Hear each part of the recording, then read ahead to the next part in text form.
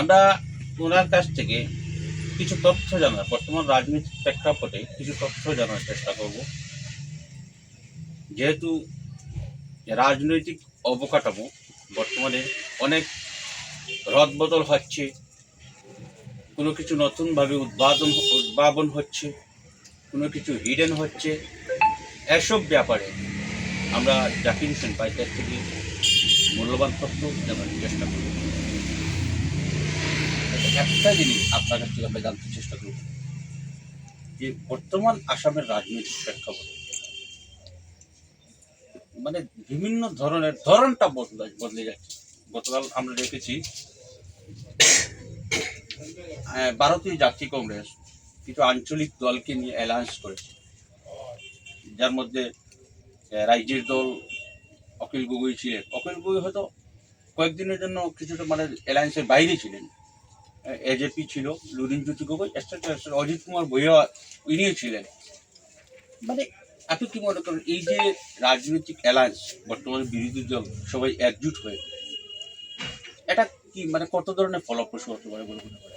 প্রথমে আমি নির্ভীক বার্তার সকলো দর্শকৰ তথা আজকে লাইভ যারা কাভার করছে ওদেরকে ধন্যবাদ জানাই। বিশেষ করে আমি মনে করি একথা যে বর্তমান বিগত কালকের থেকে আমরা যে ধরনের পরিস্থিতি দেখছি, যে অ্যালায়েন্সের যে কথাগুলা, এটা আমি মনে করি বিনাশকালে বিপরীত বুদ্ধি।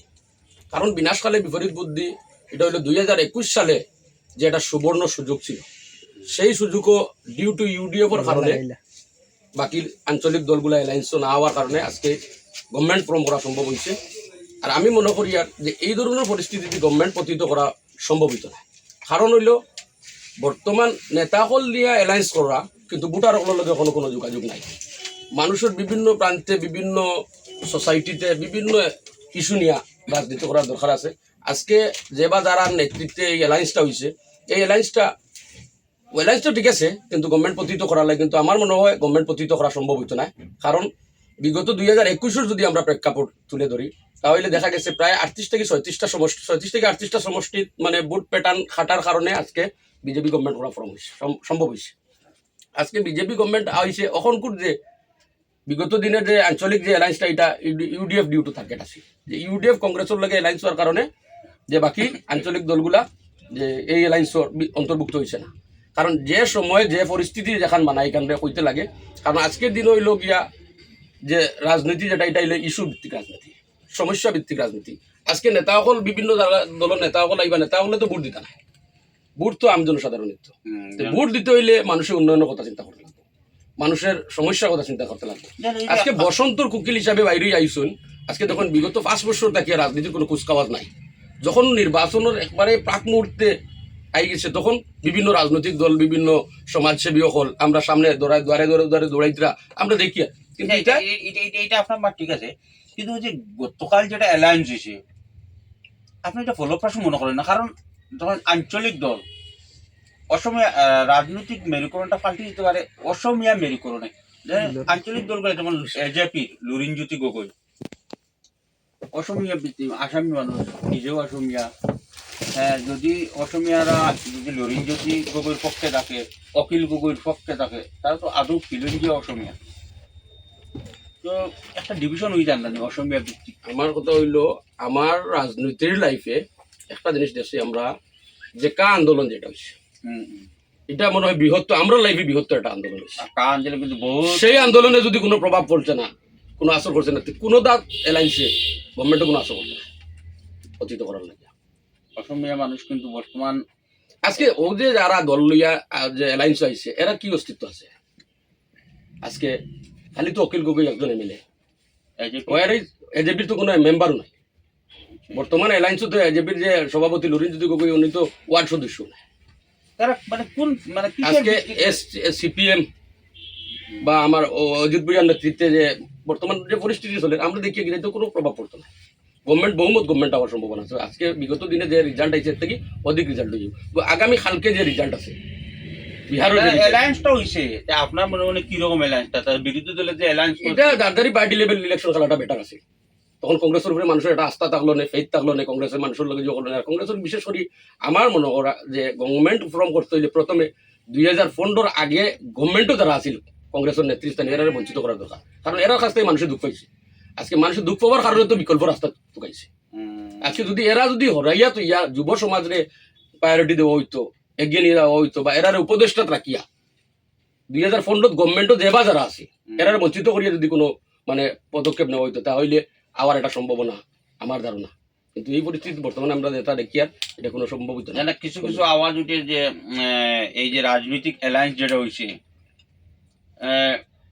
গৌরব গগৈ আসামের কংগ্রেস সভাপতি, তাই যদি এআইইউডিএফের লগে অ্যালায়েন্স হইতো, এআইইউডিএফ নিয়ে, কারণ তারা 14-15 জন এমএলএ আছে, এজেপি নাই, একজনও নাই, এজেপিরে নিয়ে অ্যালায়েন্স করা কি এমন ফায়দা হইব? অখিল গগৈ জাস্ট তাইনও এমএলএ, তানপুরা দলর একজন এমএলএ, 14-15 জন এমএলএ আলার পার্টিরে ডেপ্রাইভ করিয়া বাকি যারা মেম্বারশিপ মানে এমএলএ নাই কিছু নাই এরারে লইয়া যেন তাই নিয়োগ করা। এটা টোটালি ডিপেন্ড করে মাইনরিটি ভোটের উপরে।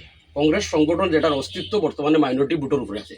এখন মাইনরিটি একটা সংগঠন, মাইনরিটি নেতৃত্বে যে সংগঠনটা আছে এই সংগঠনটাকে যদি বিভাজিত না করা হয় তাহলে কোনো অস্তিত্ব নাই। এটার মেইন মুদ্রা কারণ হইল গিয়া মানে ইউডিএফ রে বঞ্চিত রাখার কারণ হইল গিয়া যে ইউডিএফ ভার্সাস কংগ্রেস এটা মানে ডিভাইড সৃষ্টি করিয়া যাতে কংগ্রেসের অস্তিত্বটা রক্ষা হয়। আজকে কংগ্রেসের অস্তিত্বটা কিনা মাইনরিটি এরিয়া তাই নিয়ে রাজনীতি আজকে বিশেষ করে আজকে পুরা ভারতবর্ষে প্রেক্ষাপট যেটা দেখা যায় যে এটা বুট চুরি এটা শুরু হয়েছে আসামও বা বিশেষ করে করিমগঞ্জের ক্ষেত্রে দেখা যায় পদ চুরি কংগ্রেসের মধ্যে। এটা কেউ কোনো সুদৃষ্টি পড়ে না, এটা নজরে আসে না। রাহুল গান্ধী যেটা বুট চুরি করছে উঠাইছে, এটা তো এটা আপনার যে সহমত নি রাহুল? এটা সহমত। এটা তো বিভিন্ন এজেন্সি আছে, ইলেকশন কমিশনার আছে, তারা তথ্য সহকারে যে গুয়াই বগুড়ে দেখা যায়।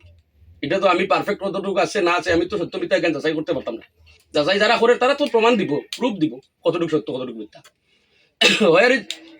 কংগ্রেসের যে পদ চুরি যেটা হয়েছে 1200 ভোট আর 1300 লিডার, যে ভোট 12টা দিতে পারতাম না, লিডার 13 জন, এই ধরনের পরিস্থিতি কংগ্রেসের আছে। এর বাদে বিগত পঞ্চায়েত নির্বাচন যে কালাডুঙ্গা ইস্যু নিয়া যে রাজনীতিটা করা হয়েছে, আজকে বিশেষ করে আমরাও তো বিভিন্ন পঞ্চায়েত প্রতিনিধিত্ব করার ইচ্ছা আছে, আমরা ইলেকশন খেলছি, সম্মানজনক মানুষের ভোট দিছে, এর কারণে ভোটও হারলে মানুষের কাছ থেকে তো আসছি না। আজ পর্যন্ত মানুষের পাশে আসি, যতদিন বাঁচিয়ে থাকুন মানুষের পাশে থাকুন। কিন্তু ওই যে একটা বিচিত্রময় পরিস্থিতি দেখা গেছে, এই পরিস্থিতি কংগ্রেসের কিন্তু অস্তিত্ব হারার মতো পরিস্থিতি করিয়া দিছে। কারণ কংগ্রেসের মানুষের উপরে যে আস্থা, যে বিশ্বাস, যে ভরসা আসিল, এটা পঞ্চায়েত ইলেকশনের পুরা কালাডুঙ্গা দিয়া বিভিন্নভাবে বিলুপ্ত করা হয়েছে। আরেকটা যে অসমীয়া ভাষাভাষী যারা লোক আছে তারা কিন্তু বর্তমানে বিজেপির থেকে কিছু ইয়ে হয়ে গেছে তারা। আমি একটা জিনিস কই, এই পরিস্থিতি কি ভয়ানক পরিস্থিতি আছে আন্দোলনের সময়, সেই সময় পরিবর্তন হয়েছে না। আর আমি মনে করি পরিবর্তন আগামী 5 বছরের পরিবর্তন হতে আবার গভর্নমেন্ট ফর্ম করবে। এই যে আরো তো আপনার বর্তমান আসাম সরকারের ও যে চিনিদের ডাইলদের এটা ফায়দা করবো না বিজেপি সরকার। আজকে দেখো মানে এটা হলো টোটাল ডেভেলপমেন্টের ক্ষেত্রে যদি আও প্রত্যেকটা অঞ্চলে অঞ্চলে যখন আমি প্রশ্ন আপনি ওখানে না না প্রত্যেকটা আমি জনসাধারণের প্রশ্ন করা যায় এখন কতদিন চিনি দিছে না, ডাই দিছে না, লবণ দিছে না, এখন যে গুড় 6 মাস পরে, এটা এমন একটা বেনিফিটেড মানুষ নাই। কারণ এটা তো 30 টাকা 40 টাকা যখন ফ্রি দেওয়া হইব গভর্নমেন্টে, আজকে তো বিজেপি গভর্নমেন্টে এই চাউলটা তো ফ্রি করছে, কংগ্রেস সরকারে তখন তো পয়সা দিয়ে কিনা লাগছে, পয়সা দিয়ে কিনা লাগছে, তখন তো ফ্রি আছিল। এটা চালু তো কংগ্রেস সরকার, কংগ্রেস সরকার চালু হলে ফ্রি তো দিছে না কংগ্রেস সরকারে। আজকে অরুণোদয় যেটা আজকে প্রত্যেকটা প্রতিষ্ঠিত ফ্যামিলিত গিয়া দেখা যায় গিয়ালে যে অরুণোদয় মানুষের এমন আশ্বস্ত করছে যে আশ্বস্ত কারণ গভর্নমেন্টের পক্ষে। আজকে পিএমআই ক্ষেত্রে আগে পিএমআই কিতা হইতো যে প্রত্যেকটা জিপি 50টা 60টা দেওয়া হইতো, মানে 50টা 60টা দেওয়ার মধ্যে একটা সরকারে অরুণোদয় যে প্রকল্প চালু করছে এটা জনগণের ফায়দা, জনগণের ফায়দা হচ্ছে 100% জনগণের ফায়দা। বিজেপি সরকার বিজেপি জনগণের মানে চিন্তাধারা করিয়া এই প্রকল্প চালু করা হয়েছে আর জনগণ 100% বেনিফিটেড। যখন দিল্লিতে অরবিন্দ কেজরিওয়ালের সরকার আছে তখন ওগুলা ফ্রির ব্যবস্থা আসিল, তখন তো প্রধানমন্ত্রী মোদী ডাঙ্গরিয়া তো তাই তখন এটা হয়েছেন, এটা তো বেকার করিলা, সেলফ ডিপেন্ডেন্ট। এটা একটা তাইও বিরোধ করছে। একটা কথা কই, ব্যাপার হয়েছে কি তা দেখুন, আমরা রাজনীতি করতে হইলে একবারে উপরে থেকে নিচ পর্যন্ত দেখতে লাগবো। উপরে যা সরকার থাকবো স্টেটও ও সরকার থাকবো, আর এই সরকার থাকবো আলটিমেটলি জনসাধারণের কিতা চিন্তাধারা করে, ডেভেলপমেন্টের চিন্তাধারা করে, যে ডেভেলপমেন্ট কোন দিকে গেলে পাই। আজকে কেন্দ্র থেকে যে ফান্ড এগুলো আইব স্টেটে ইউটিলাইজ হইব না। আজকে দেখুন এটলিস্ট হরগড় জল হরগড় নল যে মিশনটা গভর্নমেন্টে চালু করছে, কিন্তু কিছু কিছু আমলারা বা কন্ট্রাক্টররা এটা বিপথে পরিচালিত করতে, কিন্তু বাস্তব কথা গেলে আমরা যে সোসাইটি থেকে বিলং করি আর স্বাধীনতার 70 দশক অতিক্রম করার পরে আজকে পর্যন্ত বিশুদ্ধ পানীয় জল মানুষের পাওয়া সম্ভব হয়েছে, কিন্তু মুখের বাসনবাজি তো বুট আইতো না। বুট আইতে হইলে তো উন্নয়নের কারণে বুট বহুত জনসাধারণে তো আবার কইরা নল আছে জল নাই আছে।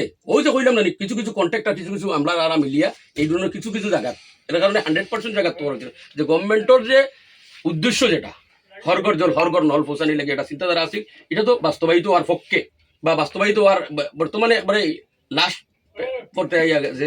এখন এটলিস্ট তো 85% মানুষের তো পায়, কারণ আরো সময় পাইলে তো আরো 100% মানুষের পাওয়ার এরবারে এটার নিচে কি যে ইনকোয়ারি চলে, যে ইনকোয়ারির কারণে বাস্তবে রূপান্তরিত হওয়া সম্ভব হইল। আজকে পিএমওয়াই দেখুন, আগের দিনও পিএমওয়াই হইতো সীমাবদ্ধ থাকতো, যেটা হইলো কি আজকে একটা পঞ্চায়েত দেওয়া হইতো 100টা 50টা 90টা এরকম 10টা ওয়ার্ডে বিভক্ত করিয়া নেওয়া হইতো। আজকের দিনও আনলিমিটেড পিএমওয়াই পার।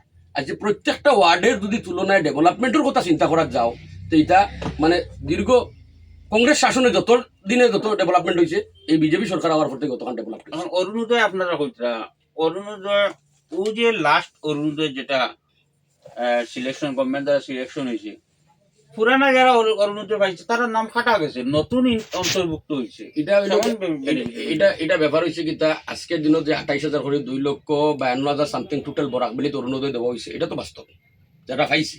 আজকে যেটা বঞ্চিত হয়েছে, বঞ্চিত হওয়ার কারণটা কি তার নিশ্চয় রিজনেবল কোনো গ্রাউন্ড আছে, কারণ বিভিন্ন ক্রাইটেরিয়া আছে। যেমন একটা রেশন কার্ডের এগেনস্টে একটা এই রেশন কার্ড ভাইপ্য খারা, এই রেশন কার্ড হয়তো ফৌরিলার যারা আছে এরা রেশন কার্ড পাইতো না, এরাও তৈরি দিতে পারে। এই ধরনের একটা কি পরিস্থিতি আছে, কারণ অফিসিয়ালি যারা স্ট্র্যাটেজি করে বা অফিসিয়ালি যারা যারা এই ব্যাপারটা ডিল করে তারা কইতে পারবো কিতার লাগি গেছে। আর একটা জায়গা, কারণ এজ এ পলিটিক্যাল পার্টি যে কমিউনিয়াল ফিলিংস লইয়া মানে কোনো সাংগঠনিক কোনো জো চলে না, কিন্তু সাংগঠনিক ওই যায় যে নেতার কাছে আমার মতে, যে নেতা যে ছাত্রতা কিয়া নির্বাচিত হইবা তাই দেখবা কোন পরিস্থিতি কোন কার্ড কোন মুভমেন্টে বা কোন সিচুয়েশন ইস্যু করলে আমি বুট পক্ষে ব্যাংকটা আমার পক্ষে হওয়া সম্ভব। তাই বলিয়া নেতৃস্থানীয় নিয়ে হলে কিছু ব্যর্থতার কারণে কিছু কমিউনিটিগত ইস্যু আছে, বিভিন্ন ইস্যু আছে মানে সব কিছু আমরা কিছু দেখিয়া না দেখি আর দেখলেও তো আমরা প্রায় জায়গায় যে জায়গাতে আমরা মাথা লাগে মাতি আর খোয়া লাগে হই আর অফিসিয়ালি জানানি লাগে জানাই আর তথাপি এটা একটা পরিবর্তন আইব। আমি মনে করি দৃঢ় বিশ্বাস এটা পরিবর্তন আইব, কারণ ভেরি রিসেন্টলি পরিবর্তন আইব। মানে আপনার মুদ্রা কথা হইল গিয়ে আসন্ন বিধানসভায় আবার পুরা শক্তিতে বিজেপি সরকার আবার আসাম সরকার গঠন করে। এটা মোটামুটি একটা খাতা। বিহারের নির্বাচন সেমিফাইনাল হিসাবে দেখে নেননি। আজকে দেখুন পুরা ভারতের কয়েকটা স্টেটের উপরে ডিপেন্ড, আজকে মহারাষ্ট্র উত্তরপ্রদেশ বেঙ্গল বিহার, কিন্তু এটা কয়েকটা স্টেটের উপরে ডিপেন্ড করে পুরা ভারতবর্ষ রাজনৈতিক প্রেক্ষাপট যেটা। আর এটা আগামী কালকে রেজাল্ট পাইবাই, পাওয়ার পরে যাবে এনডিএ সরকার হইব, বহুমত সরকার হইব, আর আসামও নেক্সট আবার গভর্নমেন্ট। ঠিক আছে, ধন্যবাদ ধন্যবাদ দর্শক। আমরা অনেক মূল্যবান তথ্য সমাজসেবী জাকির হোসেন ভাইয়ের কাছ থেকে জানতে পারলাম। ধন্যবাদ।